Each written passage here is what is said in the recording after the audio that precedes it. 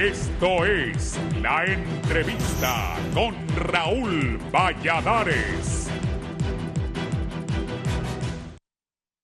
La pasada administración pública del país no sale de una para entrar en otra. El periodo presidencial anterior aparentemente lo persigue una estela de presuntos casos de corrupción que de a poco, muchos por sí solos, emergen, siendo sus principales protagonistas ex altos funcionarios de alto rango, y algunos de ellos que sienten que la justicia hondureña pronto podría alcanzarlos, estarían buscando maneras de evadirla, o eso deja entrever sus recientes acciones según algunos sectores de la sociedad. El gobierno anterior, desde su principal líder, está salpicado en diversos casos, algunos por supuesta corrupción y otras por narcotráfico, como en el caso del ex gobernante Juan Orlando Hernández, quien en apenas horas de haber dejado su puesto, lo comenzó a perseguir formalmente una corte federal estadounidense, donde después de entregarlo, deberá enfrentar 3 delitos por los cuales, de ser hallado culpable, podría pasar el resto de su vida en prisión.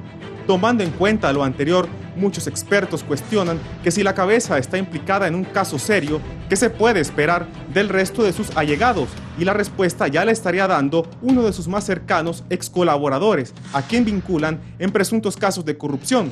El pasado viernes, el diario oficial La Gaceta de Nicaragua publicó que los ciudadanos de origen hondureño Eval Díaz y Ricardo Cardona se les otorgó la nacionalidad nicaragüense. Ambos fungieron como secretarios de la presidencia en el mandato de Hernández Alvarado. En marzo de este año, el Consejo Nacional Anticorrupción denunció a Eval Díaz junto a otros exfuncionarios más por el fracaso en el proyecto de casas contenedores, que habría tenido un perjuicio de 69 millones de lempiras, los cuales, según la directora de esa organización de sociedad civil, Gabriela Castellanos, engrosaron las arcas corruptas de unos cuantos aborazados que se llenaron los bolsillos a costa del hambre y miseria del pueblo. Sin embargo, la defensa legal de Díaz manifestó que las acciones del CNA eran estrictamente de orden político y venganza, pero hace semanas atrás comenzaron a surgir rumores de que el exsecretario de la presidencia, Eval Díaz, estaba en Nicaragua, país al cual ahora se mudó, al ser esta una nación en donde muchos exfuncionarios centroamericanos señalados por corrupción en sus países encuentran una vida mejor.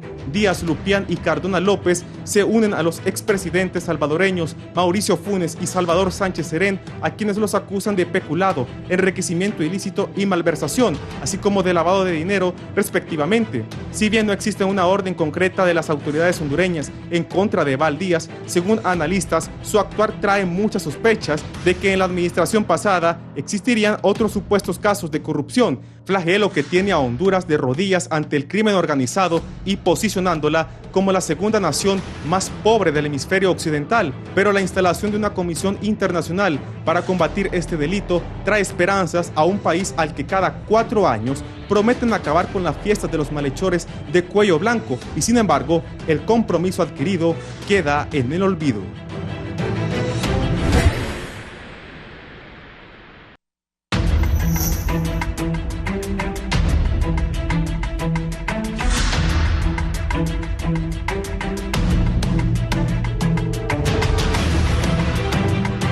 Buenos días, gracias por estar con nosotros. Vamos a abordar temas de interés nacional con la exrectora de la Universidad Nacional Autónoma de Honduras, la doctora Julieta Castellanos. Bienvenida, buenos días.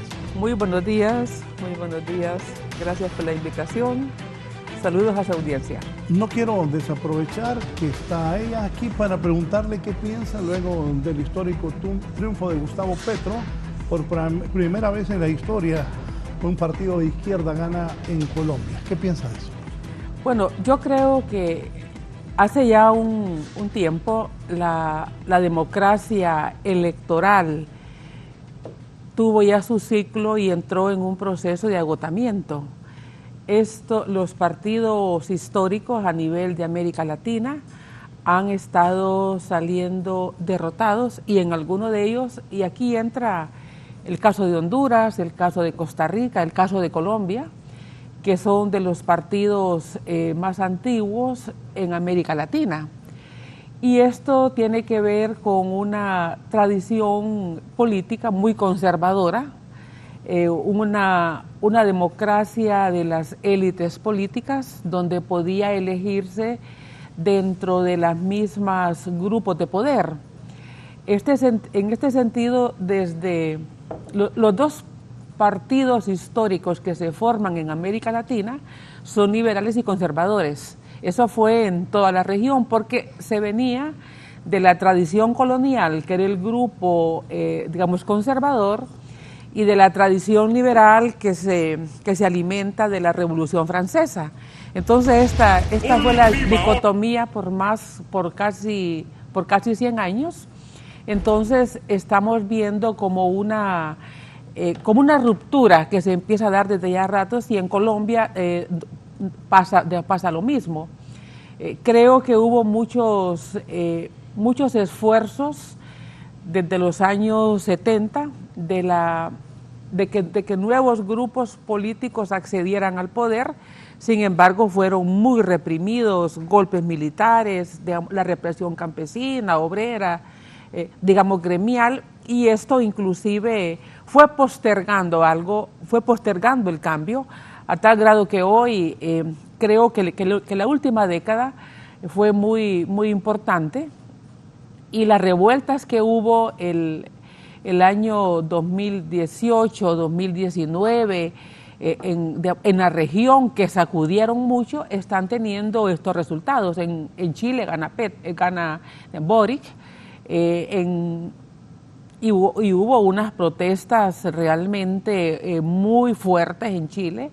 En Colombia también fueron protestas muy fuertes, porque ha habido si bien la democracia de los últimos 40 años hubo conquistas de derechos políticos, que no lo podemos negar, más libertades políticas, pero no tanto hubo acceso a bienestar económico, y esa es la gran irrupción y el desgaste de las élites políticas por la corrupción. Yo creo que algo que ha desgastado muchísimo, precisamente es el tema que vamos a hablar, es la corrupción, porque prácticamente fueron estados cooptados por élites corruptas de diversos partidos. Entonces, y en ese sentido, creo que la irrupción de los grupos populares se cansaron de la espera, y para Colombia el gobierno, digamos, de Duque, de Iván Duque, pues no satisfizo, siguió dentro de la misma línea del uribismo, y bueno, las consecuencias es el hecho de que la gente se cansa y el ciclo se va cerrando. Habría que ver ahora en Brasil qué pasa, que va a ser muy importante. Tiene posibilidades bastante. Yo creo que va a depender de cómo pueda manejarse todos esos problemas que tuvo y las expectativas que generó también en su primer periodo, digamos, Lula.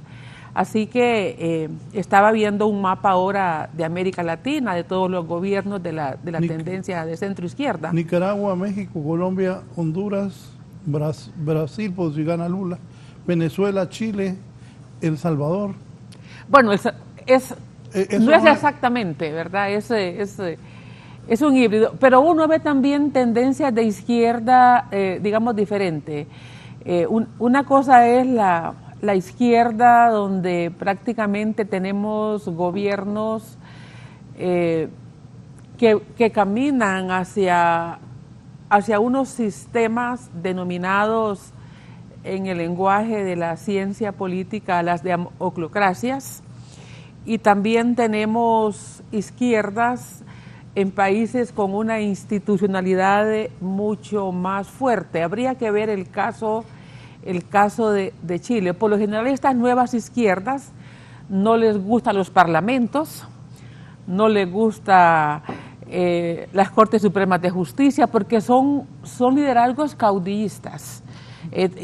Tenemos esa izquierda caudillista, como en Nicaragua, como en Venezuela. Anoche Petro ya estaba dándole órdenes al fiscal general y le dijo que no. Ahí ya escuché la respuesta del fiscal general. Entonces, cuando vemos nosotros una izquierda caudillista, no les gusta los pesos y contrapesos, no les gusta la oposición.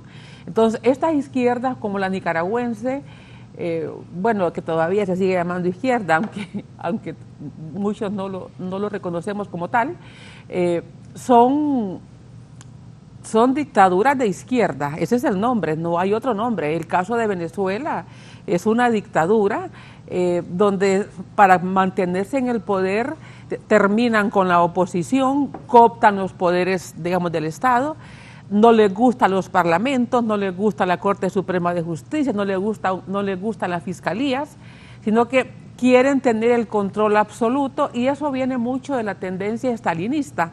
Entonces, en este caso, habría que ver cómo evoluciona el caso de Colombia. Estaba viendo que tiene, creo que 25 diputados, el pacto histórico en el Congreso, y estaba leyendo que el fiscal general de Colombia le responde en el sentido que estaba pidiendo que libere los presos, que libere los jóvenes que participaron, entiendo, en algunas protestas, y unos alcaldes. Entonces le dice que le diga al Congreso que reforme la ley, porque él hace lo que la ley le manda.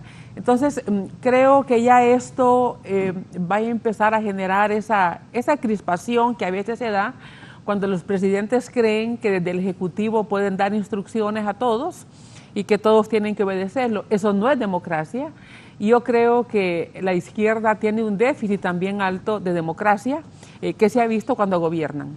Voy a hacer una pausa para luego incorporarse ya el abogado Kenneth Madrid y hablar sobre los temas de corrupción y lo que ha pasado en el gobierno anterior. 2 exfuncionarios han sido nacionalizados, Eval Díaz y Tito Cardona. En Nicaragua, el señor Marco Ográn, la semana pasada aquí en Canal 11, ha dicho que 6 funcionarios habrían recibido de la administración anterior, habrían recibido dinero de parte del empresario Axel López en la millonaria compra de los hospitales móviles. Una pausa y volvemos.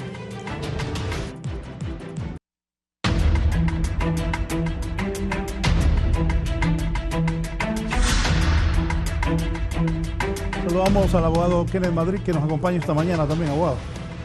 Un gusto, Raúl, estarlos acompañando a usted y doña Julieta también. Siempre es un gusto estar con ella en un foro.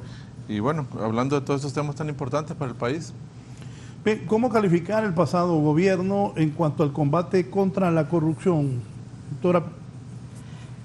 Bueno, yo creo que no solo no se combatió la corrupción, sino que se profundizó y penetró a unas áreas donde, si bien ya eran áreas tradicionalmente con un recorrido de corrupción, como el sistema de salud, sino que los nuevos problemas de país se aprovecharon para poder tener la oportunidad de hechos corruptos que lastimaron muchísimo y que van a marcar historia en el país.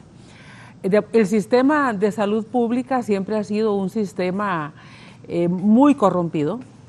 Hay que recordar inclusive desde antes de este gobierno aquella grabación que siempre la recuerdo de un propietario de una droguería con el ministro donde le está pidiendo coima, y es una grabación que literalmente la publican los medios de comunicación. Estamos hablando del siglo pasado, creo todavía, ¿no? Pero bueno, eran cosas mucho, digamos, más pequeñas comparado con lo que ha pasado actualmente. Y creo que eso es lo que hace que el presidente Maduro la compra de medicamentos se la pase al PNUD para evitar ese tipo de extorsión de la que padecían los empresarios del sistema, y viceversa, el pago de coimas por el sistema.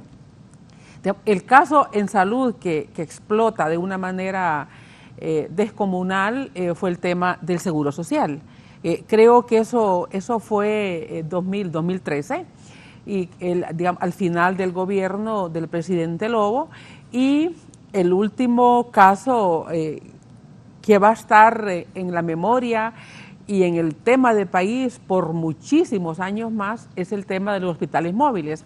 Entonces, creo que digamos, la corrupción no solamente no se combatió, sino que hubo nuevas formas, nuevos mecanismos, una reinvención de los estilos para poder enriquecerse los funcionarios, desde luego, de primera línea, del gobierno anterior, y es lo que estamos viendo en este momento, que ojalá no queden en la impunidad, porque eso es realmente, la impunidad es lo que ha hecho que los corruptos se den cuenta que no pagan un costo por defraudar, digamos, al Estado, por enriquecerse, y por lo tanto, si roban lo suficiente o si se quedan con bienes suficientes, pueden, digamos, saben que pueden torcer la justicia o que pueden irse para otro país y tener la nacionalidad, como estamos viéndolo ahora.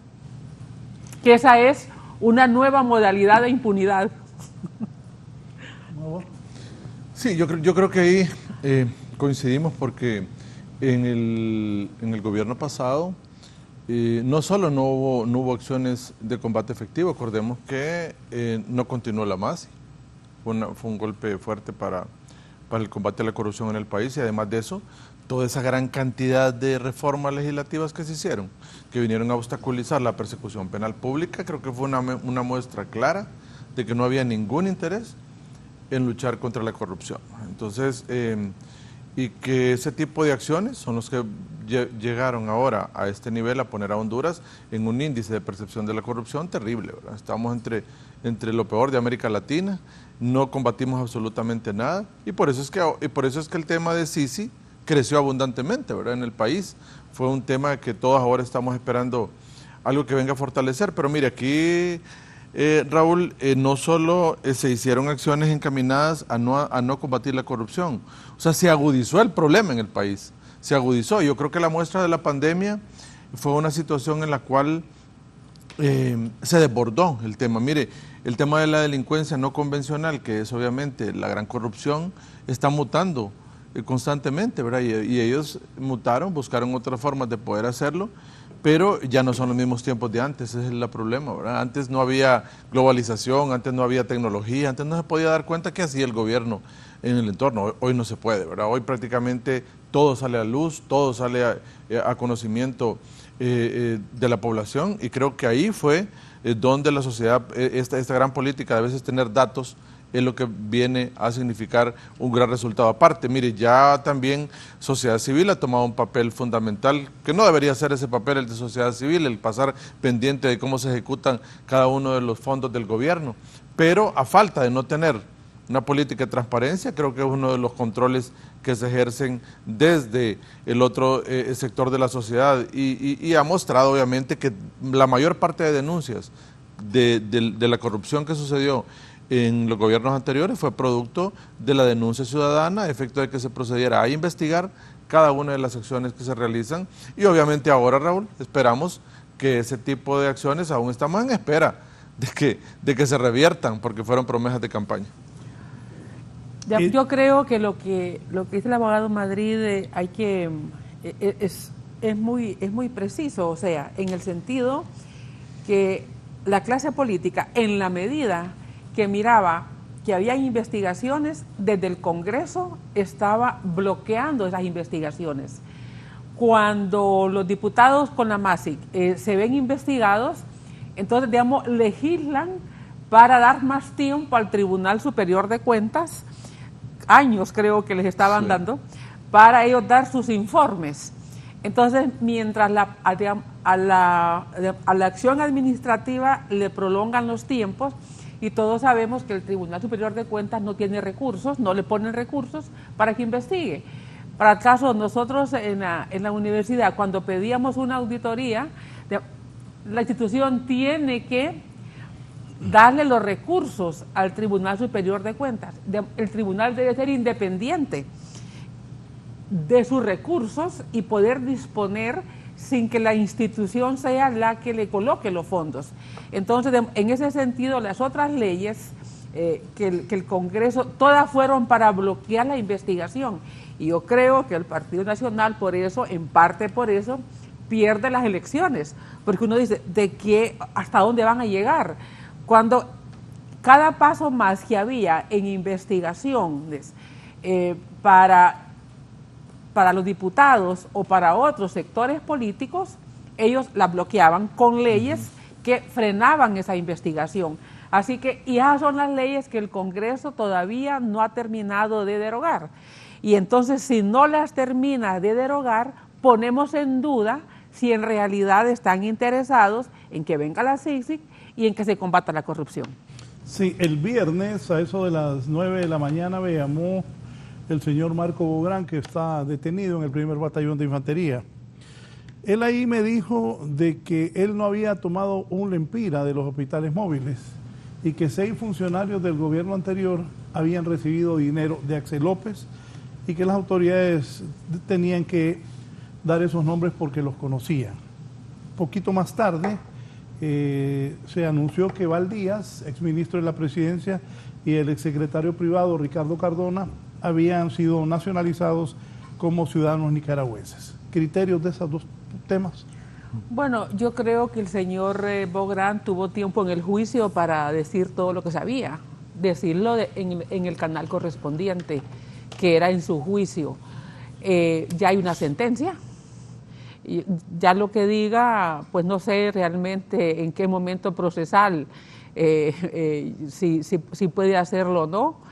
Él tuvo la oportunidad de hablar en el momento procesal que correspondía. Él es abogado y él sabe lo que significa si no se habla en el momento que corresponde y si no se entregan las pruebas. Lo que uno aspira, yo en lo personal no tengo criterio para referirme si lo que él dice es cierto o no. Lo que sí es que fue un enorme fraude al Estado, que ese fraude tiene responsables, y lo que uno aspira es que todos los responsables, sin excepción, no queden en la impunidad. Mire, Raúl, sobre ese tema, lo que se está manifestando, tal como lo dice doña Julieta, mire, es lamentable que un abogado diga eso, ¿verdad? Porque mire, puede ser que él no haya tomado ni un 5, pero ¿sabe cuál fue el problema? Que él violentó el ordenamiento jurídico.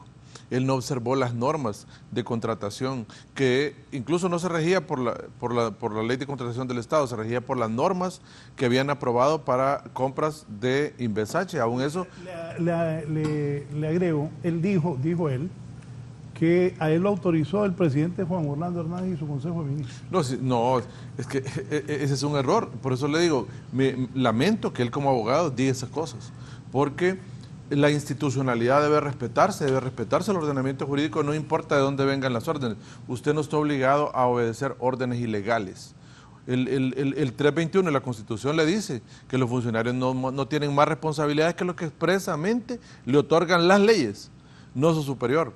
Su superior le puede decir que usted tiene que hacer cualquier orden ilegal y usted no está obligado a hacerlo. Mire, y ahí en ese sentido ya hay una sentencia, hay una operación fraudulenta, lo catalogó como tal el Estado de Honduras, incluso dijo que también había violación a los deberes de los funcionarios, pero que se subsumía en el tipo penal de fraude, y obviamente que él no observó todas las normas establecidas, tomó dinero de un fideicomiso de carreteras, lo invirtió en hospitales móviles. Eso se llama enviar fondos. Exactamente. Entonces, lo que pasa es que el tribunal tuvo, para que el pueblo hondureño lo sepa, el tribunal tuvo un criterio distinto. Dijo que ese tipo subsumía a los demás. Entonces, por lo tanto, no iba a darlos como tipo penales independientes. Entonces, al final tampoco obtuvo la autorización del grupo directivo de Invest, que era quien le daba las autorizaciones. Mire, Marco Bográn solo era un ejecutor de resoluciones del Consejo Directivo de Invest, y él no consultó al Consejo Directivo si debía hacer esa compra o no. Dijo que el presidente lo había autorizado y con eso se fue. Prácticamente es lamentable porque un abogado nunca debió haber hecho ese tipo de acciones, porque dejó mucho que desear, y bueno, hoy tenemos ese resultado.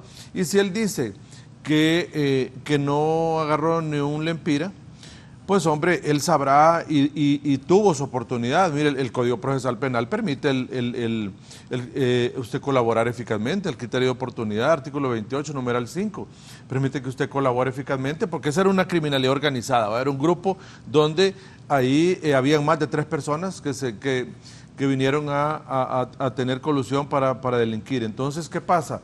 Él tuvo oportunidad para haber hablado y seguro si él contaba toda la historia, no dudo que el Ministerio Público hubiera podido tener clemencia con él y no presentar incluso ninguna acusación si él venía a contar toda la red que trabajó en ese tema, como lo hicieron en otros casos de Seguro Social, Raúl, que en el Seguro Social hay personas que no están acusadas, nunca se presentó un requerimiento fiscal. ¿Por qué? Porque colaboraron para venir a desnudar toda la red existente. Por lo tanto, él tuvo su oportunidad para hacerlo. Ahora quizá en condena podrá tener algunos beneficios premiales si viene a contar toda la historia, pero es un poco tarde y quizá hoy esté animado a hablar porque son otras realidades las que suceden en el país, ¿verdad? No la realidad que sucedía cuando él se procesó. Usted dijo algo y yo voy a permitirme contar un episodio cuando yo estaba en la rectoría. Digamos, yo comenzaba, no soy abogado, pero algo aprende uno de lo que escucha en estos foros y en otros espacios. Estaba la universidad con el conflicto el año 2010 y nos reunimos en el colegio de abogados porque estaba tomada la universidad. Y ahí nos reunimos en consejo universitario. El consejo universitario es el máximo organismo legislativo de la universidad. Y estaban promoviendo una moción para que yo tomara una decisión que no les competía a ellos ordenármela. Y yo agarré la ley orgánica de la universidad y les dije, voy a leerles mis atribuciones. Estas atribuciones me las dio el Congreso Nacional, porque la ley orgánica de la universidad la aprobó el Congreso Nacional. Y solo el Congreso me las puede cambiar, les dije, ¿verdad? Yo no voy a obedecer, aunque se apruebe aquí la moción porque tienen mayoría. Yo no se las voy a obedecer, porque ustedes no pueden cambiarme mis funciones. Estaba al lado mío la abogada María Antonia, era,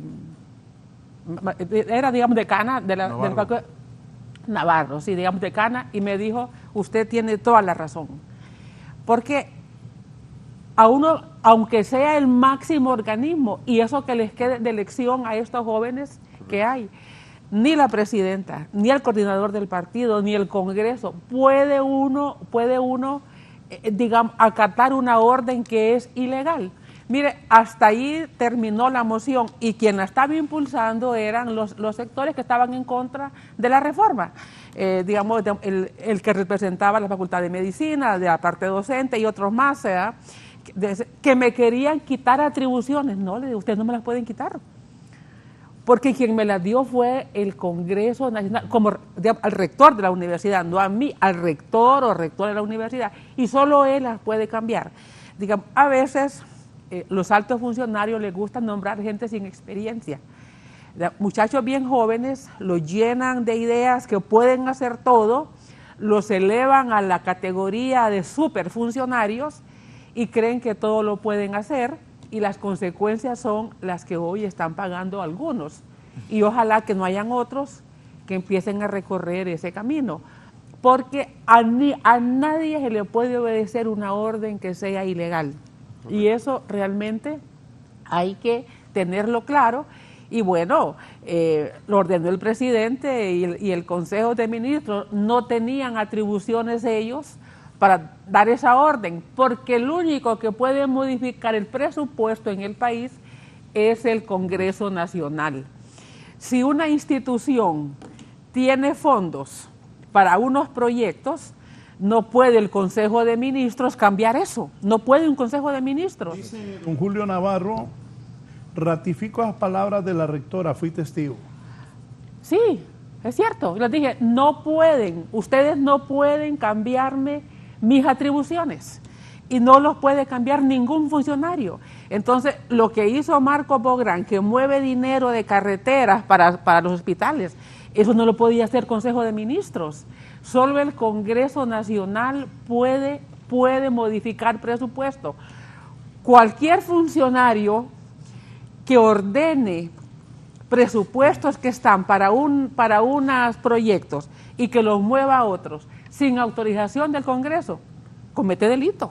Mire, aunque no se lo robe, comete delito. Que es correcto. Y mire, los fideicomisos son contratos mercantiles que están regulados en el Código de Comercio y ahora se han utilizado con fondos públicos, ¿verdad? Y solo la banca puede utilizar los fideicomisos, que es un contrato en el cual se le cede la acción dominical a la banca por cierto tiempo. Y mire, y en este caso había un fideicomiso de carreteras, ese dinero no se podía tocar para ningún otro destino sin que el fideicomiso tomara decisiones, porque el fideicomiso solo tiene administración, no puede diseminarlo para ningún otro lado, ¿verdad? Empezando ahí a corto plazo y finalizando con lo que dice doña Julieta, que obviamente era el Congreso Nacional que podía cambiar los destinos. Solo ellos pueden. Entonces, mire, el principal problema aquí, Raúl, doña Julieta y toda su enorme audiencia, es que los funcionarios se les olvida que el único rector de su actuación es la ley. La ley. Es el único rector de su actuación. Si algo no está en la ley, no se puede hacer. Mire, Raúl, yo estuve 20 años en el Poder Judicial. Fui un funcionario de alta categoría del Poder Judicial, administré fondos públicos. Yo jamás tuve un problema. Jamás lo tuve. Porque únicamente es regirse bajo el principio de legalidad. Si usted se rige bajo el principio de legalidad, no hay ningún problema. Cuando yo salí del Poder Judicial, salí, ¿sabe por qué? Porque no quise obedecer órdenes ilegales del Consejo de la Judicatura. Ajá. Y por eso salí del Poder Judicial. Y aquí estamos, Raúl. Entonces, usted no puede tirarse de un abismo porque a usted le den órdenes ilegales. Cuando se las dan y usted le dice no se puede. Perfecto, adiós. Se acabó, no hay ningún problema. Es correcto. Yo vi una acción así. Un señor llegó a pedir que se expandiera más la potencia de su radio en Conatel. Eso iba a dañar las otras estaciones, eso era ilegal. Entonces me dijo que le había dicho el presidente, pues diga al presidente que no se puede también. Sí. Porque uno no puede hacer cosas ilegales, porque después, salve quien pueda, ¿va? Mire, no puede salir, digamos... Solo algo para que la gente...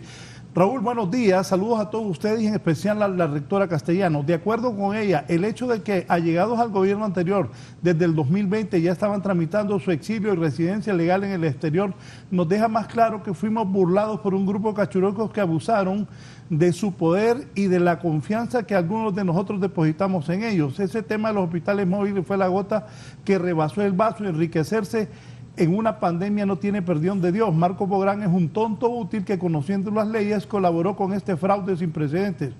Me presenté a Copeco en plena pandemia ofreciendo nuestros servicios profesionales, es el ingeniero Ricardo Fresil, con la anuencia de un grupo de ingenieros para construir hospitales. Nuestra propuesta no fue tomada en cuenta, ya que Inves ya había tomado la delantera con la compra de los hospitales móviles. Jugaron con pelota adelantada. Bueno, Raúl, ¿se acuerda que habían aprobado una gran cantidad de dinero para construir 90 hospitales en todo el país? Eso fue prácticamente una cortina de humo, ¿verdad? No hubo tal dinero para tal construcciones.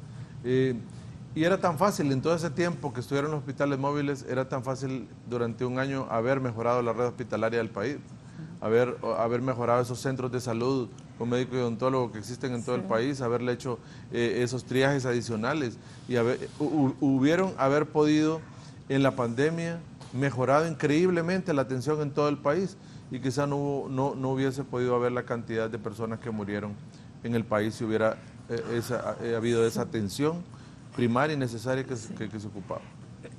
Cuando uno conoce un poco la estructura del gobierno, porque yo creo que uno no sabe lo que es el gobierno, el Estado, hasta que tiene algún vínculo. Mire, en el sistema de salud no hay ni quien repare el equipo más elemental. No hay ni quien repare el equipo de cocina. Que ustedes imaginan el equipo de cocina de un hospital que tiene 1000 camas como el hospital de escuela. O el sistema eléctrico. Pueden cambiar un foco, pero nosotros en el hospital pudimos tener una administración aceptable para lo que teníamos por el apoyo que daba la Facultad de Ingeniería al hospital. Cuando compran esos hospitales móviles, yo pensé, ¿quién le va a dar mantenimiento a esos hospitales? Si no tenemos nosotros los biomédicos para que le den ese mantenimiento. Si nosotros, cuando nos faltaba el agua del hospital escuela, que el tanque maestro está en el Juan Alaínez, teníamos que llevar los ingenieros de la universidad, y para reparar las cosas de más nivel que requerían, teníamos que llevar, digamos, ingenieros mecánicos. ¿Quién le va a dar mantenimiento? Eso va a ser un dolor de cabeza, ese va a ser un monumento a la inoperancia, sin saber todavía que las compras habían sido hechas con total dolo. Pero es lo que vamos, y la gente no asume que un funcionario solo tiene las atribuciones que le da la ley, no tiene más. No tiene más. En la medida que salta el límite de esas funciones, cuídense, porque si no es en el gobierno para el que le sirven y para el que son peones, va a ser para los siguientes, y si no, van a quedar marcados también, como han quedado unos, que a los amigos dejan de verlos porque ya no les pueden explicar a los amigos cómo fue que en 4 años se hicieron millonarios. Entonces, digamos, cambian de amigos, cambian de círculo, sí, porque eso es lo que pasa, ¿verdad? O sea, no pueden enfrentar a sus viejos amigos, porque como les van a justificar que ahora son millonarios. Claro. Tiene que estar, y uno hace sus amigos en todo el periodo de su vida, ¿verdad? Digamos, los amigos de uno saben lo que ha trabajado uno, en lo que anda, cómo ha vivido, y si de pronto aparecen con vacaciones 2 veces al año en Europa, ¿verdad? Y carros de lujo y casas, y bueno, ¿y esto de dónde sale? Eso no sale de un desempeño honrado de la función. Eso sale de haberle robado al Estado. Eso sale de haberle metido la mano a los impuestos que nosotros pagamos, cuando pagamos combustible, cuando compramos, en todo van a ir nuestros impuestos. Entonces, hay aquí una capa de funcionarios que salen de un gobierno millonarios y por supuesto que le dan vuelta a la página y a su círculo es otro, porque no pueden explicar. Y como el sistema de justicia en su conjunto no actúa, otros que vienen atrás dicen, no, sí, aquí se puede hacer todo esto, ¿verdad? Y ahora con la modalidad de encontrar paraísos donde pueden ellos esconderse, entonces esto puede ir a más. Y estamos viendo con el caso de Nicaragua.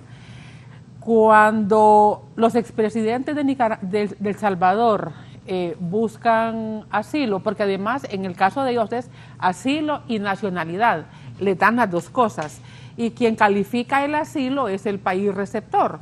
Entonces, en este caso, Nicaragua valora que los 2 expresidentes tienen derecho a asilo porque son perseguidos políticos, pero eso no es el caso de los 2 hondureños que se han acogido a la nacionalidad. Ellos tienen nacionalidad y no asilo.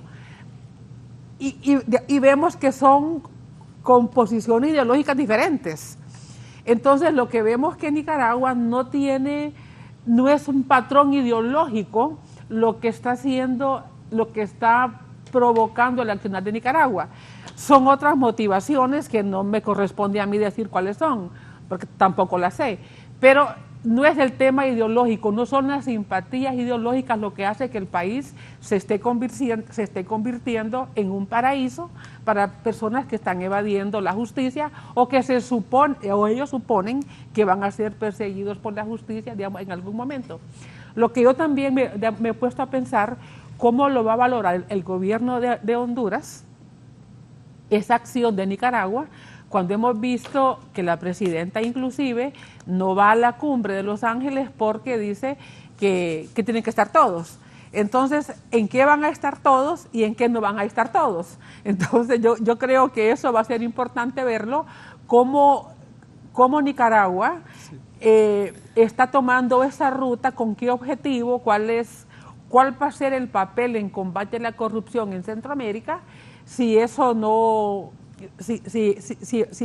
Si en la misma región se van a encontrar estos países donde se pone un freno a perseguir a los que supuestamente han cometido ilícitos en nuestros países.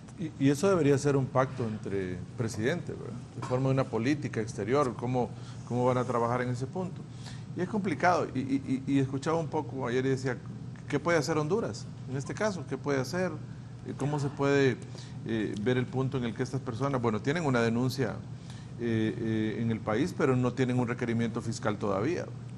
En el momento que llegue el requerimiento fiscal, si llega, bueno, ahí tendrá que hacer acciones Honduras conducentes a, tendrá que personarse en el expediente de nacionalización y verificar si ahí en efecto acreditó que tenía un año de vivir ahí, porque la Constitución de Nicaragua también le otorga beneficios a los centroamericanos que quieran nacionalizarse porque solo les da un año de residencia. Pero ¿cómo iba a tener residencia si era funcionario en Honduras? Entonces también podría hacer acciones para pedir que se anule ese proceso de naturalización, y tendrá que hacerlo Honduras para dejar constancia si en algún momento hay requerimientos fiscales. Tendrá que hacer lo propio Honduras, y podremos hablar de alguna cantidad de trámites o de adopciones legales. Para usted, ¿por qué tomaron esa decisión de nacionalizarse? Porque se estaban curando en salud, pienso yo, porque grandes empresarios no creo que sean. Nunca vimos que eran empresarios en algún sentido. No puedo asegurar nada porque no me consta, pero Sí. deja ese mal sabor Sí. del por qué se van, sabiendo que ya había una denuncia. Incluso se hace desde 2020, ¿verdad? Sí. Se hace desde 2020, cuando el tema de hospitales móviles ya había arrancado. Ya la nacionalización creo que es en noviembre, y obviamente eso tuvo que haber arrancado antes, tipo junio, julio, el proceso de nacionalización. Entonces, naturalización. Entonces, ¿qué pasa? Ya estaba el tema del escándalo, y qué es lo que se podía venir adelante. Es algo que nos deja en el sinsabor de los hondureños, de lo que pudo haber sucedido. Claro, no lo podemos nosotros asegurar, pero sí, estos dos funcionarios tienen otros procesos de investigación también, ¿verdad? Por el tema de Lomas del Diamante, por las acciones que desarrollaban con otros proyectos, casas, ¿verdad? De las casas móviles. Entonces tienen otras acciones que están investigándose también. Y algo que pasa en esto, y mire, con conocimiento se lo digo, el Ministerio Público estaba esperando una asistencia judicial de otros países para conocer la ruta del dinero. Le ha tardado en venir, ¿verdad? Y a veces se quejaban un poco los fiscales y dicen, ¿por qué de allá para acá nosotros somos rápidos, pero cuando solicitamos de aquí para allá cuesta mucho ese tema, ¿verdad? Entonces hay que esperar también la asistencia internacional, porque la ruta del dinero está establecida, ¿no? Y está bueno, dirigida sobre eso, yo creo que ¿por qué tarda de aquí para allá y de allá para acá va rápido? Yo creo que Estados Unidos no le interesa la corrupción en Honduras de delitos comunes. A ellos les interesa el tema del tráfico de drogas y el lavado de activos cuando se perjudican empresas norteamericanas. Pero no ligan ahora esto de la corrupción con que los países son más pobres porque los funcionarios roban el dinero y la migración es más. Bueno, ese es un tema que puede entrar en escenario a raíz del tema migratorio. O sea, yo creo que sin lugar a dudas el tema migratorio es un enorme problema. Es un enorme problema, no solamente para los países, para el país, digamos, receptor, porque es un tema que en Estados Unidos en tiempos electorales puede quitar a un presidente y puede que, digamos, que gane otro, pero también para los países de tránsito. Estamos viendo ya en Honduras que estamos entrando a esa fase de país de tránsito que se quedan estacionados por un tiempo, y con el convenio ahora que tiene que ser el país donde llegan y que lo retenga y que nos devuelva, eso se va a volver cada día más.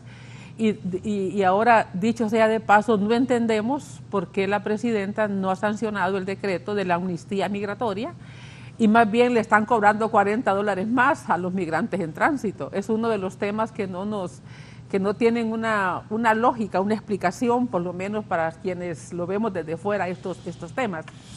Pero eso es claro, que no hay interés en combate a la corrupción per se. Es probable que por el tema migratorio sí haya un poco más de interés, pero que se enfrente internamente.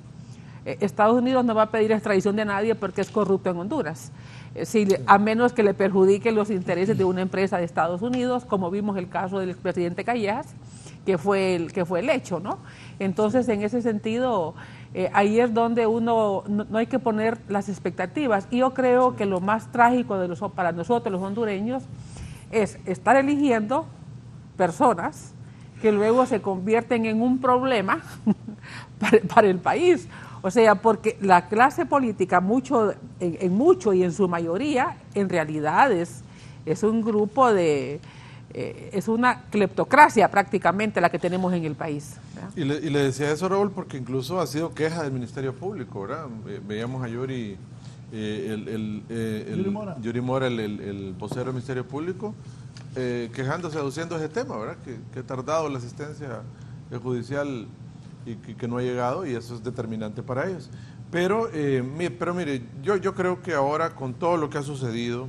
¿Por qué cree que el gobierno de Nicaragua hace esto? Aceptar expresidentes, exfuncionarios que sean nacionalizados. Mire Raúl, aquí una cosa es parte de las buenas relaciones que han tenido con los expresidentes, porque para nosotros no es extraño que era de tipo ideológico con El Salvador, ¿verdad? Porque sí, obviamente que era la izquierda quien gobernaba y eran muy afines, ¿verdad?, con el FMLN, y por eso está allá Sánchez Serén y está también Mauricio Funes. Pero acá el expresidente Hernández creó un vínculo con él muy fuerte, de amistad. Los últimos 2 años. Los últimos 2 años. Los últimos 2 años. Y ese vínculo con él permitió obviamente que estos funcionarios obtuvieran esa nacionalidad nicaragüense de manera rápida. Pero Nicaragua obviamente siempre, recuerde que la muestra de hacer eso es también de una política exterior que llama y dice: vengan, ¿verdad? Aquí estamos nosotros, no hay ningún problema, para proteger a mis amigos, y siempre mantener en esa medida un cierto nivel de liderazgo ideológico con sus amigos de izquierda, pero también con los nuevos amigos que puede hacer, como en el caso hondureño. Y recuerde que él lo hace por una manera particular. Él no tiene compromisos con la nación del norte, él prácticamente está excluido, él tiene otros aliados por otra parte, y geopolíticamente en la región Nicaragua todavía sigue teniendo obviamente mucho peso por estar en Centroamérica. Bueno, en el caso del gobierno de Honduras y su acercamiento con el gobierno de Nicaragua fue los últimos 2 años. Hay que recordar que antes de eso votaba en contra siempre, en la ONU, en la OEA, y ya en los últimos 2 años hubo un cambio, hubo un acercamiento. Los intereses de ese acercamiento pues se irán desentrañando en el curso de los días o de los años, pero también Nicaragua tiene a un grupo fuerte acusado de corrupción. Por parte de Estados Unidos han habido sanciones a la familia presidencial, a los hijos del presidente Ortega, allegados a su gobierno, les han quitado visa, etcétera. Entonces probablemente ellos sientan una afinidad, una afinidad en cuanto a prácticas, en cuanto al estilo de poder. Este es el poder y yo lo ejerzo como a mí me parece, ¿verdad? Y nadie tiene que meterse en esto. Entonces es probable que lo que los una sea ese señalamiento, esas acusaciones, y que sientan esa identificación. Porque sí, como dice el abogado Madrid, no era extraño, aunque era digamos repudiable, por lo menos uno sentía ese sinsabor de que los expresidentes salvadoreños se fueran a adquirir la nacionalidad nicaragüense. ¿Cómo es que un expresidente de un país dice, bueno, yo ahora soy del otro país? Ese es como el colmo de ese sentido de patria, de compromiso, de nación, ¿no? Y lo vimos con el expresidente Mauricio Flores y con Salvador Sánchez Serén, ¿verdad? Un viejo luchador de la izquierda. Persecución política, asilo político y nacionalidad, ¿verdad? Porque ellos pudieron tener el asilo político, pero nacionalizarse ya era como el paso extremo, ¿no? Entonces, en este caso vemos la nacionalidad, que igual puede ser muy vulnerable, porque uno no sabe lo que va a pasar en un país en el corto tiempo, si va a cambiar el gobierno, si van a haber otros ahí, si esta tendencia del frente se va a mantener, pero bueno, es el panorama actual, y sin lugar a dudas es un apoyo que está dando el gobierno a sectores perseguidos o que pueden llegar a ser perseguidos por la justicia. Eso contribuye a la impunidad y eso debe ser realmente repudiable. Cualquiera que sea el gobierno que haga eso, es realmente es un golpe para los países que quieran combatir la corrupción y la impunidad. Sobre lo que usted dice, esas residencias otorgadas irregularmente sin haber vivido en ese país deja mucho que pensar. Hay monjes, dicen. Y sí, no se saben los intereses otra ocultos. cosa, han pedido, no los habían acusado a ellos y se nacionalizaron. Sí, tienen denuncias, sí, habían denuncias, sí. Pero, como yo le manifesté, puede ser que dijeron, esto aquí huele mal ya, mejor tomemos acciones. Y mire, ¿y sabe qué pasa también, Raúl? Nicaragua no es la primera vez que hace eso con hondureños, ¿verdad? Recordemos que ya de administraciones pasadas estuvieron allá en Nicaragua también pasando el agua, ¿verdad? Entonces, Nicaragua también ya había abierto un camino, había abierto un precedente para hacer ese tipo de acciones, pero por lo menos el discurso antes era que había una persecución, ¿verdad? Que había, porque cambiaba, era el tema ideológico también que estaba, pero ahora, con el tema de la gran corrupción comprobada, deja ese mal sabor que un país se esté prestando para que pero me imagino que se refiere al abogado Enrique Flores. No sabemos el estatus que él tuvo. Yo no sé el estatus que tuvo. Exactamente, no si nacionalizó, nunca trascendió eso. Y habían otras personas que también se fueron a vivir allá, ¿no? Sí. Pero nunca pasó. Nunca pasó, o sea, no conocimos, y si hubiera pasado, y si hubiera nacionalizado, se hubiera conocido, me imagino yo. Exactamente. De repente tuvieron otro estatus diferente. ¿Se acusan estos funcionarios, los ven traer a Nicaragua? No. Es que la Constitución se lo prohíbe. Se lo prohíbe. La Constitución de Nicaragua dice que es prohibida la extradición de nicaragüenses y no hace distinción si de nacimiento o naturalización, solo le dice de los que son ciudadanos nicaragüenses. Pero fíjese que cuando hay, bueno, en este caso ya no es posible eso, pero yo recuerdo aquel episodio que debió ser principio de siglo, cuando un oficial andaba prófugo y lo vieron en un aeropuerto de El Salvador. Ahí lo vieron 2 funcionarios de Honduras y una periodista, y lo vieron algunos de largo, otros fueron a saludarlo, ¿verdad? Una funcionaria fue a saludarlo, ¿verdad? Sabiendo que había una orden contra él, ¿no? Sí. Y llegó a Nicaragua, a las 24 horas estaba capturado en Nicaragua. Él se había visto involucrado o denunciado con un vehículo que traía droga en Atlántida. Sí. Sí, ya se acuerdan el caso, ¿no? Sí. Entonces, y luego en Nicaragua también se capturó aquel diputado liberal por Francisco Morazán. Sí. Igual, ¿no? Entonces son momentos y momentos. Sí. Son momentos y momentos. De repente Nicaragua tiene, bueno, aquellos carros que venían de Televisa. También. Toda esta caricatura de país. ¿Cómo pasan por Tegucigalpa, por todas las aduanas? 7 furgonetas de Televisa, ¿verdad? Nadie las vio, se hospedaron aquí en un hotel, entran a Nicaragua y las capturan con $9 millones. O sea, para cualquier investigador, cualquier observador, ves 7 furgonetas con el logo de Televisa, digo, bueno, es que hay un mundial de fútbol en Centroamérica, hay un concurso de Miss Universo que hay en la región que vienen estos carros. Entonces, esa es la caricatura de país. El Estado, los funcionarios ven para otro lado, ¿verdad? Sí. Y pasan porque han arreglado el pase, pues. Sí. Entonces, en Nicaragua las capturaron entrando. Entonces, yo creo que esos son los matices. Vi que hace unos días capturaron, la semana pasada creo también, algunos millones ahí de dólares o cientos de miles.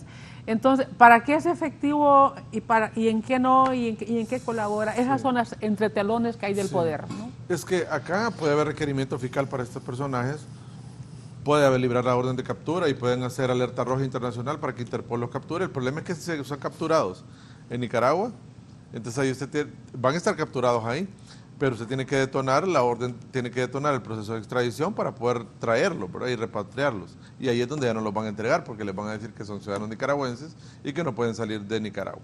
Entonces prácticamente ahí el esfuerzo se desvanece, a menos que los capturen fuera de Nicaragua. Ahí no hay eso problema. le voy a decir. Ahí Tienen no hay a Nicaragua como prisión en todo caso, exactamente.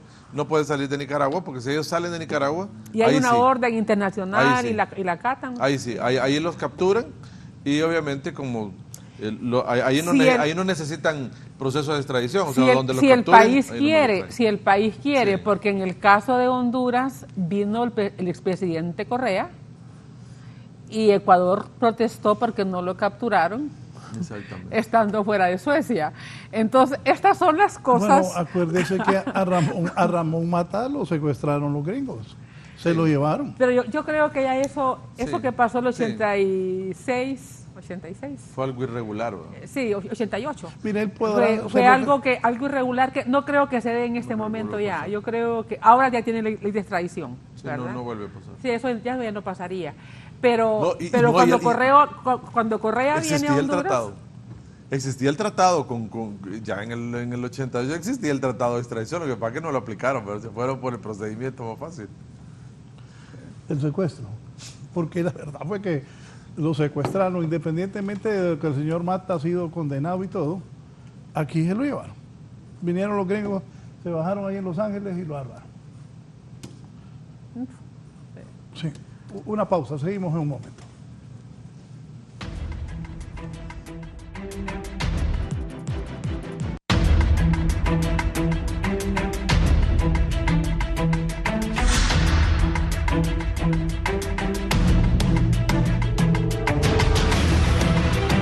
Bien, continuamos.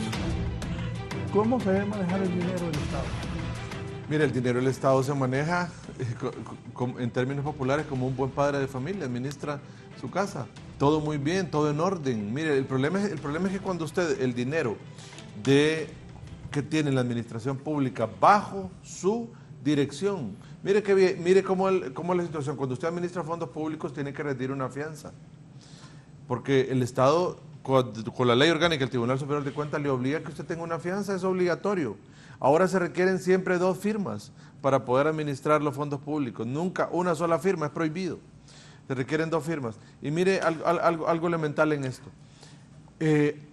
La administración pública se administra todo con las normas internacionales de contabilidad, de administración financiera y que están establecidas ya, obviamente, y conocidas por todos. Pero, ¿qué pasa cuando usted pierde la perspectiva de que el único rol que usted debe seguir en la administración pública es el respeto a la ley? ¿Qué pasa cuando usted pierde la perspectiva como funcionario público de que el único directriz que debe tener es las normas de contratación del Estado? Si usted infringe esas normas, va a tener una consecuencia. Y esas consecuencias son las que nosotros vemos en todos los actos de corrupción que hay. Ahí es donde hay problema. Y en su pregunta que me hace, Raúl, ¿cómo se debe administrar el dinero del Estado? El problema, ¿sabe cuál es? Que aquí se han dejado a los funcionarios a su diestra y siniestra. No hay un sistema de integridad público que venga a determinar si esta persona se está desarrollando o está ejecutando preventivamente bien los fondos. Mire, el gran error, quitar ese pase que daban las auditorías preventivas que habían internas en todas las instituciones. Usted no ejecutaba un fondo antes si el auditor interno no le daba el visto bueno. Si el auditor interno no le daba el visto bueno, no se ejecutaba ese gasto, porque el auditor interno verificaba que el presupuesto estuviese aprobado para ese rubro, que hubiese un proceso de adquisición adecuado y conforme a la ley, y entonces ya revisaba el auditor interno y que era preventivo y decía, ok, le daba el visto bueno y yo ya pagaba. Pero ¿qué pasa ahora? Eso lo quitaron, Raúl, ya no existe. Sí, ahora solo las auditorías, está el auditor interno ahí, pero prácticamente es para hacer auditorías a posteriori. Entonces ahí cometió un grave error el sistema de administración del Estado y que es un llamado de atención ahora a la actual administración. Revisen ese tema. Debe de haber un sistema de prevención nuevamente en todas las instituciones y también un sistema de integridad del Estado, donde revisen que cada funcionario, cada cierto tiempo, tiene los fondos que está ganando y que no tiene recursos que no sean de su propio peculio. Sí, perdón. No, estaba muy bien su digamos, explicación. Yo quiero ir un poco más a lo más macro. Solo el Congreso Nacional aprueba los presupuestos para el gobierno central. Y cualquier modificación al presupuesto solo puede hacerlo el Congreso Nacional. Los funcionarios creen que el Consejo de Ministros puede modificar presupuesto. El Consejo de Ministros no tiene potestad para modificar presupuesto. Para el caso, si en un ministerio hay 60 millones para proyectos de infraestructura y luego viene una epidemia y dice, vamos a gastarlo en salud, es correcto hacer el movimiento, pero tiene que autorizarlo el Congreso Nacional, no el Consejo de Ministros, no el Consejo de Ministros. Pero si el Consejo de Ministros autoriza ese cambio de movimientos de recursos, está usurpándole funciones al Congreso Nacional y está abusando de un poder que no tiene, porque en el Consejo de Ministros no está la atribución de que va a modificar presupuestos.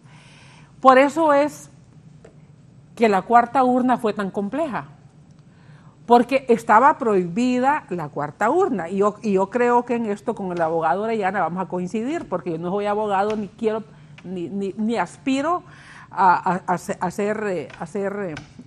digamos, competencia, pero cuando uno ha estudiado el tema de la corrupción y mirábamos los delitos penales que han ido cambiando, había uno que mirábamos allá los años 90, que decía desviar fondos públicos. Desviar fondos significa gastarlos en algo para lo cual no están aprobados. Se desvió. Y puede que el que lo desvía no se lo robe, lo gaste bien. Pero lo desvió. No tiene atribuciones para decir, no, en vez de gastarlo en esto, yo voy a gastarlo en esto. No tienes atribución ningún funcionario. Eso solo lo aprueba el Congreso Nacional. ¿Quiénes están exentos de ir al Congreso? Los entes autónomos. La Universidad Autónoma no va al Congreso a modificar presupuesto, porque hay una autonomía que le da la Constitución, que es administrativa, para que diga cómo va a gastar sus recursos. Pero el rector o rectora no puede tampoco decir yo voy a gastar en esto. No, es el consejo universitario. Digamos, nosotros cuando la tormenta 13, hubo una contribución que dieron los profesores y los trabajadores en general, que fue como de 400,000 empiras. Y el consejo universitario aprobó que iba a dar el doble de lo que se recogiera voluntariamente de los trabajadores. Tormenta 13, 2011. Y eso era para unas casas en Choluteca que se iban a aprobar en un municipio de Choluteca. Resulta que con el alcalde nunca pudimos resolver porque el terreno nunca lo consiguió y el fondo estaba ahí.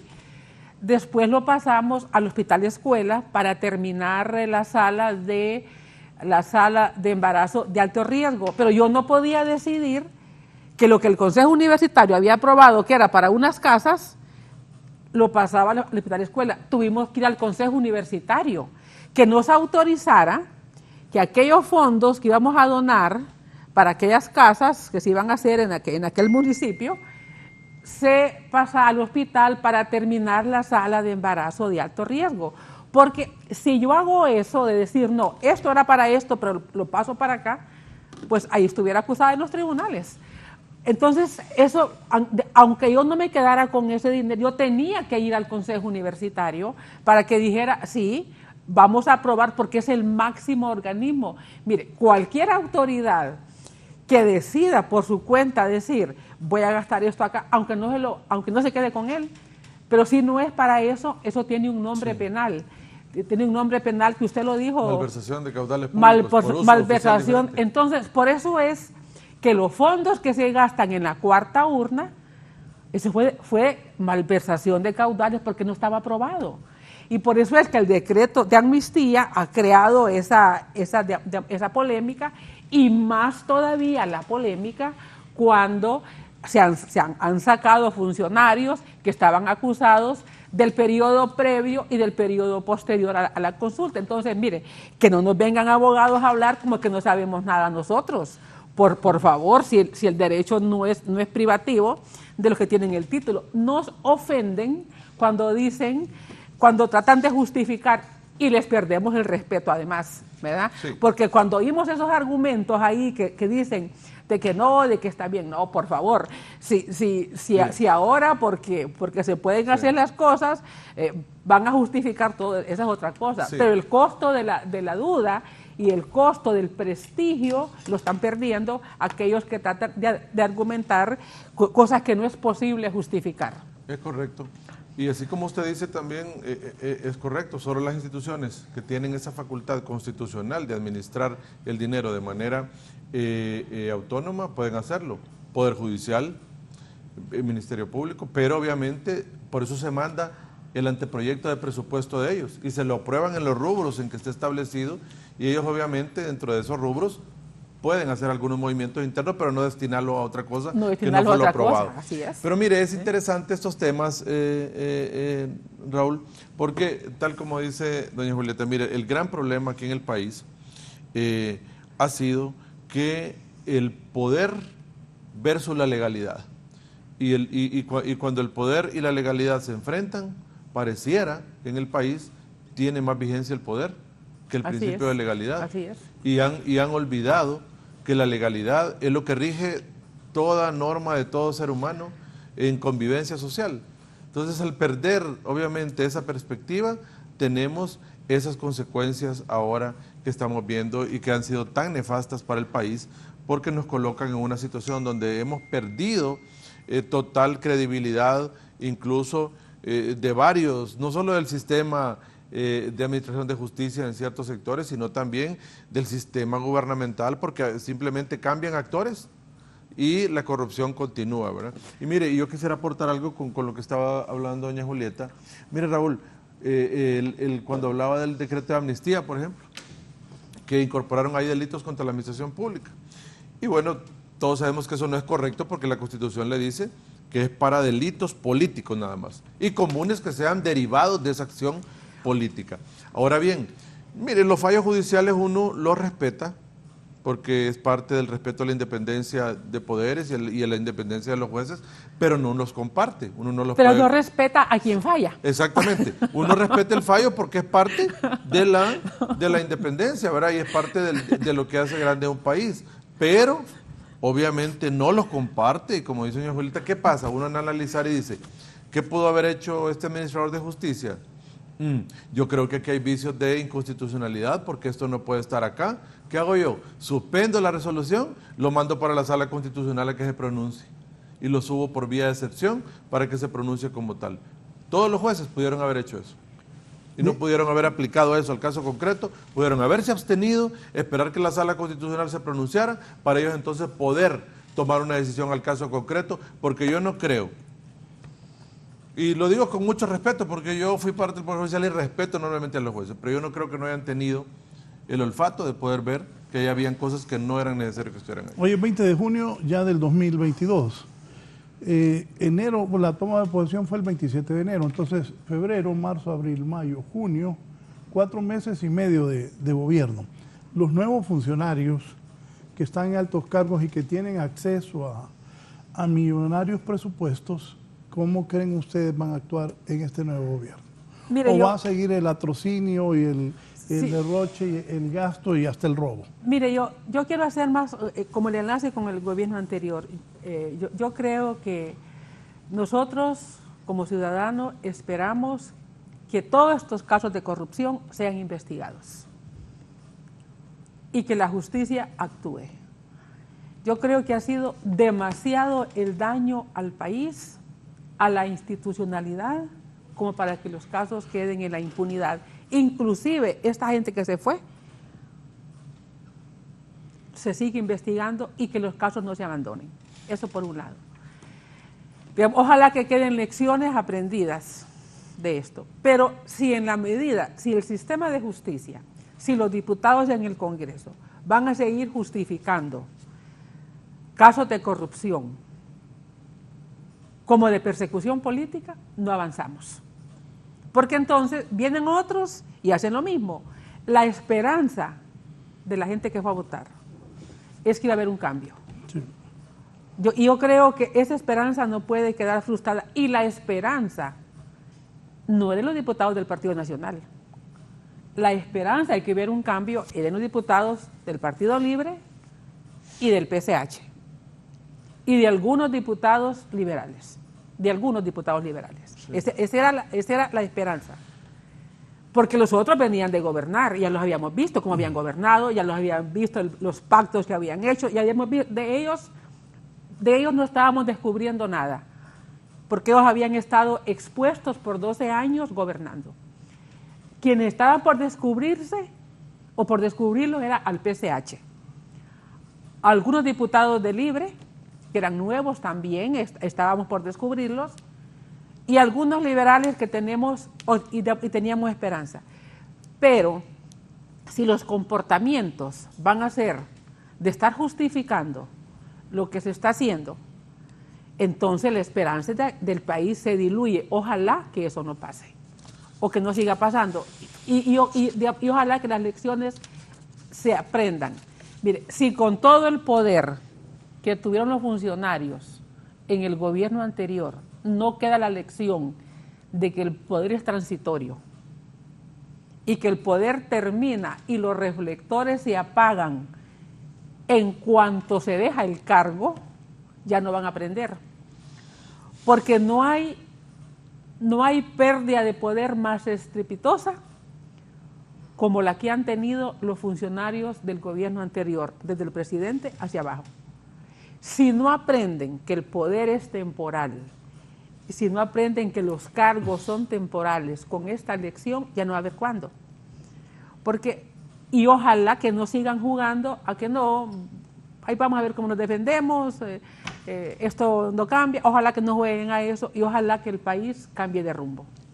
Sí, en ese punto, mire, es importante que tomen en consideración, yo creo que tienen una gran situación ejemplar de lo que pasó en el gobierno pasado. Ejemplo de lo malo, ¿no? De lo que no se debe hacer, de que las cosas se deben hacer de manera adecuada, de que se deben hacer bien, de que se deben hacer respetando las cosas. Mire, yo entiendo que si un funcionario, sobre todo de este gobierno, tal vez es nuevo, no había tenido vinculación con la administración pública, hay que preguntar, hay que capacitarse, hay que contratar asesores que vengan a darles la luz o el camino. Muchos de ellos ya tuvieron una experiencia en la administración 2006-2009. Bastante de ellos. Entonces, yo creo que ahora no podrían repetir esos mismos exabruptos que tuvieron antes y que muchos de ellos fueron judicializados, ¿verdad? Entonces, creo que ya tienen una experiencia.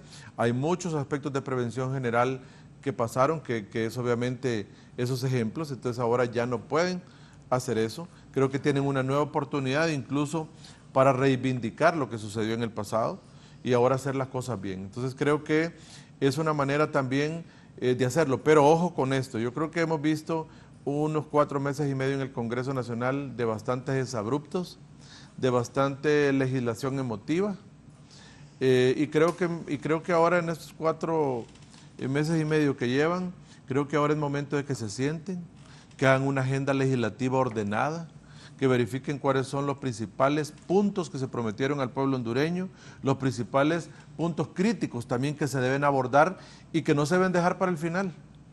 Todos esos temas electorales que quedaron pendientes, que no los dejen para el último año, como sucedió en la elección pasada, los deben de abordar desde ahora, generar consensos, hablar con las diferentes bancadas. El Congreso Nacional es de pactos, el Congreso Nacional es de consensos. Ahí las fuerzas no son iguales que el Ejecutivo, son diferentes, entonces debe de generar ese consenso y creo que también, mire, acá el pueblo, yo sé que el tema de corrupción, Raúl, aunque solo sea el 8% de los casos del Ministerio Público, genera impacto, hace bulla, porque son los dineros del Estado, ¿verdad? Obviamente son los recursos públicos que se pueden utilizar para educación, para salud y para temas que el pueblo hondureño los necesita. Pero también decirle a la actual administración, al Congreso Nacional, que si quieren ayudar al tema de administración de justicia, es fortaleciendo las entidades que luchan contra la administración de justicia y luchan contra la corrupción. Deben de fortalecer la investigación criminal, deben de fortalecer la policía de investigación, deben de fortalecer el Ministerio Público en su totalidad. No hacemos nada con fortalecer una fiscalía nada más. O sea, mire, no hay cosa más nefasta que sigan muriendo hondureños y que no se investigue quién le dio muerte y que haya un 95% de impunidad, que solo de 100 homicidios, solo 5 homicidios se logre encontrar quién es el responsable. Entonces, aquí hay que atender todo. O sea, mire, el tema de la impunidad en el país es grande y tiene un gran compromiso actualmente. No es que van a fortalecer el Ministerio Público hasta que llegue el nuevo fiscal, no es que van a fortalecer el Poder Judicial hasta que cambie la nueva Corte. No, hay que asignar los recursos desde ahora. Miren, eso, si no se hace eso, es faltarle el respeto a todos los fiscales del país. Hay mucha gente honesta trabajando por Honduras, trabajando por evitar la impunidad, pero están trabajando muchos con las uñas. Sí. ¿Qué espera la gente? Yo miro 3 cosas en el Congreso Nacional en cuanto a lo que han aprobado. Ellos tuvieron bastante prisa en aprobar temas que eran oferta de campaña y es natural que lo hicieran, pero siento que algunas de ellas en marcos que más bien le van a crear problemas al país. Y estamos viendo el tema de las sedes, el tema, digamos, del empleo por hora. Estaba viendo que hoy la Cámara de Comercio de Tegucigalpa está diciendo que ya se vence y que no hay opciones. Entonces, vemos una línea de aprobaciones de resoluciones legislativas, decretos, que la legalidad está cuestionada. O sea, de legalidad cuestionada. O sea, ¿qué pretende el Congreso cuando aprueba estos decretos con legalidad cuestionada? Digamos, hay otros temas que pareciera que no les interesa y que son vitales para el país. Y voy a referirme a la ley marco del sector salud. Hemos estado oyendo que el Seguro Social está hablando de que quedan muchas personas desprotegidas, sus hijos, y también se deja de percibir ingresos. Y hemos visto que ha sido la Junta Directiva, creo, la que ha enviado una propuesta. Sin embargo, ellos no le dan importancia para legislar. Otro tema que no he visto interés es en ratificar el tratado que ratificó el Congreso nicaragüense de frontera marítima en el Pacífico. Y hemos visto que los pescadores, digamos, están quejándose de que les decomisan las embarcaciones. Ha sido un problema eso eterno. Y eso no, ¿por qué no lo hacen? O sea, a mí me preocupa, siendo un tema de interés del país, ¿por qué no lo ratifican? ¿Qué hay detrás para que no les interese ese tema? Y hay otros temas que los han dejado como inconclusos. Aprobamos esto, pero la siguiente fase, pues no, como el empleo por hora que les planteaba. Estaba viendo en Costa Rica, están aprobando empleos temporales, o por lo menos están las iniciativas, y casi todos los países están en lo que se llama los empleos temporales. Conocimos la semana pasada que ha habido... ¿Quitar el empleo por hora? Mira, yo no conozco el fondo, no quiero aparecer como que estoy en contra o estoy a favor del empleo por hora. Lo que sí creo que si es una opción que resolvía, tiene que crearse otras más reguladas. Entonces, y eso es lo que no miro, y eso es lo que se está quejando para el caso Santa Lucía. Santa Lucía, yo vivo en Santa Lucía y llega gente mucho el fin de semana. Yo me imagino que el sector turismo que ahí está no puede tener empleo toda la semana porque no llega gente. Lo que hay abierto ahí de restaurantes no es para los que vivimos ahí. Sí, en la semana los que vivimos ahí cocinamos. Entonces, es para la gente que ve en la semana. Igual Valle de Ángeles, igual otros pueblos. Para un empresario pequeño, me imagino que busca gente que le ayuda viernes, sábado y domingo. entonces y le paga por hora. A eso me refiero. No, y eso es la queja que he escuchado, ¿verdad? Sí, y para complementar, perdón, mire, ahí doña Julieta, también, si ya no les parecía el tema de empleo por hora, porque había sido aprobado en un gobierno nacionalista, había que tener la alternativa en el momento que lo derogaban. Mire, ya no son los tiempos en los que se aprobó el Código del Trabajo. En aquellos tiempos no había tecnología, no había globalización, no había absolutamente nada de eso. Hoy estamos viviendo un mundo totalmente diferente, entonces hay que crear leyes complementarias para ese mercado exigente que viene ahora a necesitar jóvenes en la actualidad, y que si no se le da una oferta a esos jóvenes, estamos dejándolos fuera de que ellos tengan ingresos. Si seguimos pensando de forma cuadrada de que únicamente tienen que trabajar conforme lo decía el Código del Trabajo, ¿verdad?, de hace 40, 50 años, entonces prácticamente le estamos quitando una oportunidad de que un joven tenga ingresos y que de una economía de pequeños y medianos empresarios se levante. En el arte también pasa mucho en actividades culturales, sí. Cuando se monta una obra de teatro, bueno, nosotros mismos en la universidad, cuando habían festivales culturales, había que contratar gente para las temporadas, digamos, sí. Los utileros, digamos, las costureras que hacían los trajes de las obras. Entonces, en ese sentido, sí hay actividades, digamos, las mismas universidades también, uno conoce otras experiencias, los que trabajan, digamos, en las bibliotecas, porque no son jornadas de 8 horas, una biblioteca está abierta de 7 de la mañana a 9 de la noche, y hay otros países que son las 24 horas. Sí. Entonces, en ese sentido, cuando uno va a otras universidades, se encuentra que alrededor de las universidades hay muchos centros culturales, digamos, restaurantes que son atendidos por estudiantes en los que llaman su medio tiempo, ¿no? Bueno, entonces, en ese sentido, es lo que uno ve, una rigidez. Entonces, sí hubo mucha prisa para desmontar cosas que estaban acordadas, pero no hemos visto esa prisa para levantar las opciones que a la gente le ayudan. Entonces, a eso me refiero cuando vemos este desempeño legislativo. Y el costo de la vida más caro. Hoy subió 2 lempiras 24 centavos el galón de súper. Así es. Está a 145 lempiras el galón de súper. Si tenés la tabla, sí. Mire. Súper, nuevo precio, 145. Subió 2 lempiras 24 centavos. La regular, el galón, 126,39 centavos. Subió 28 centavos. El querosén subió, está en 115.3, subió 1 lempira con 70 centavos. Y el diésel está en 124 lempiras del galón con 50 centavos, subió 1 lempira. Mire, 76. Voy a ponerle un ejemplo de un país más transparente. El viernes vi noticias en Teletica de Costa Rica. Entonces, ahí también va subiendo, pero ahí le dan el detalle de qué es lo que sube. Entonces dice, del 100% de lo que cuesta el combustible, 62% es el precio internacional. Un 26% es el impuesto único. Un 6% es el margen con que se quedan las estaciones distribuidoras.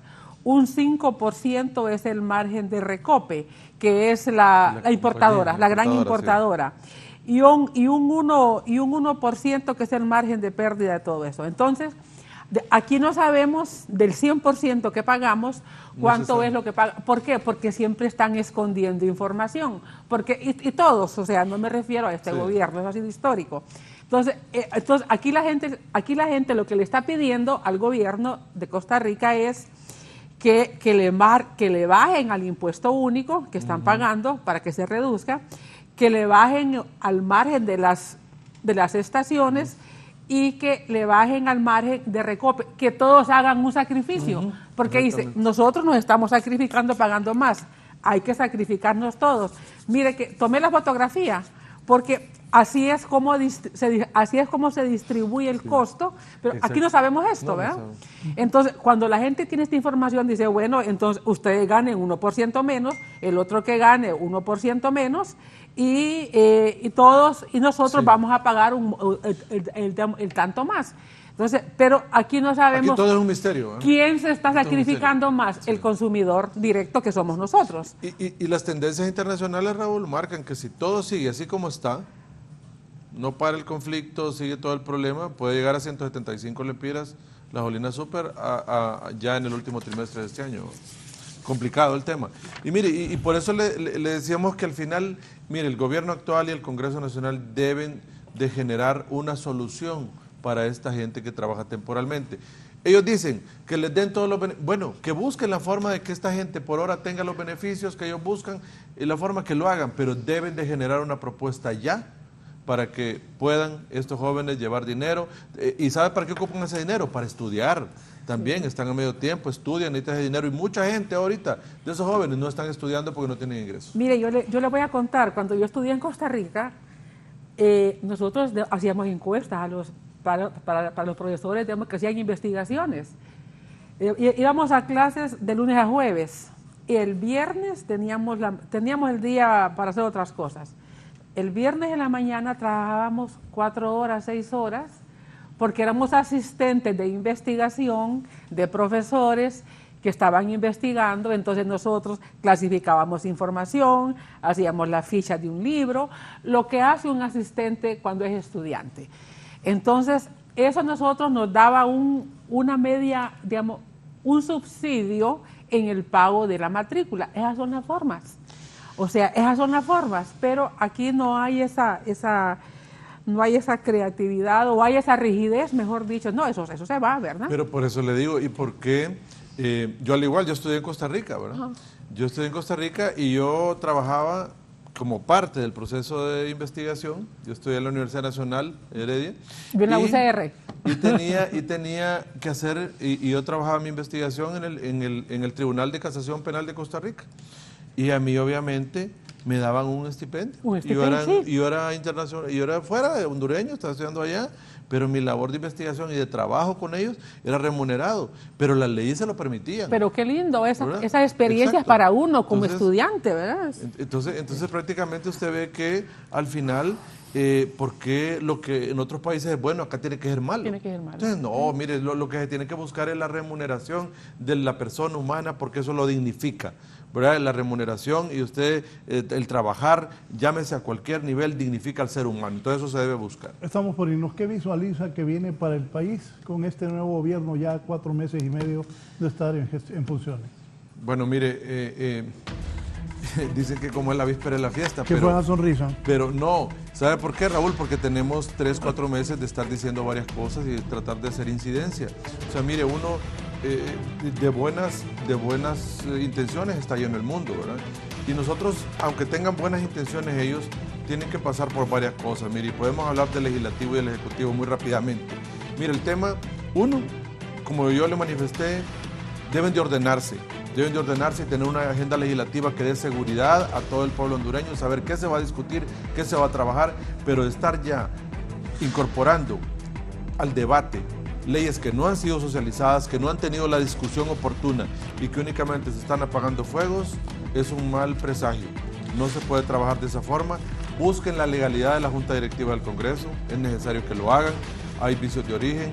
Hay que buscar la forma de que todo tenga ese baño de legalidad para seguir trabajando de una mejor manera en el Ejecutivo. Mire, lo único que le podemos decir es que tengan la previsión correspondiente de no tener exabruptos. Trabajen de manera adecuada, busquen el recaudo de la ley. Si no lo conocen, asesórense, trabajen adecuadamente para que no estén lamentando el día de mañana lo que va a pasar. Y Honduras ya está cansado de actos de corrupción, Honduras ya está cansado de todas estas situaciones que han pasado y este gobierno no puede ser más de lo mismo de antes. Así que tienen la oportunidad de reivindicarse con el país, de hacer algo bueno y de demostrarle a Honduras que están por un camino diferente. Gracias al abogado de Madrid. Doctora Julieta Castellanos. Bueno, yo creo que Libre en todo este tiempo instaló un discurso antidictadura, digamos, un discurso en contra de la intervención en los otros poderes del Estado, y eso nos mandaba a pensar que ellos serían respetuosos de la independencia, digamos, de poderes. Eso nos mandaba, digamos, a pensar que no habría unas disposiciones al margen de la ley y habría respeto a la institucionalidad. Y esa es la esperanza que se tuvo cuando Libre gana las elecciones. Nosotros esperamos que haya un cambio de rumbo, porque si un partido que mantuvo ese discurso por tantos años hoy quebranta esas formas, entonces ya la gente perdería completamente la expectativa. Creo que los precedentes y nuestro entorno es complejo y deseamos obviamente que el gobierno tenga éxito, le deseamos éxito a la señora presidenta y ojalá que el equipo que tiene en su gobierno tenga la suficiente sabiduría y madurez y conocimiento como para conducir de la mejor forma posible lo que les toca decidir. El poder es temporal, nadie está por encima de lo que la ley le dispone a un funcionario y yo creo que es importante que se den cuenta que las elecciones no dan poderes absolutos, porque se vota sobre un marco constitucional y cada órgano tiene sus funciones y a eso es lo que deben de atenerse. El Consejo de Ministros no es para modificar presupuestos y cada quien solo puede hacer lo que la ley le manda. Gracias a la doctora Julieta Castellanos, rectora de la Universidad Nacional. Usted forme sus propias conclusiones, que tengan una buena semana y ojalá que Dios ilumine a quienes no gobiernan y también que los nuevos funcionarios no vengan a meter las uñas y cumplan con lo que han prometido de ser un gobierno honesto en estos 4 años. Como dice, bueno, el poder es efímero, hay gente que se endiosa mucho en el poder y hay muchos, y vuelvo a repetir, ¿por qué no andan en sus carros propios? En un país tan pobre, comprados blindadas y todo eso, vendan esos carros y que cada quien ande en su carro propio, pagando su propio combustible con el salario que reciba como empleado del gobierno. Eso se debe hacer. Buenos días, que estén bien.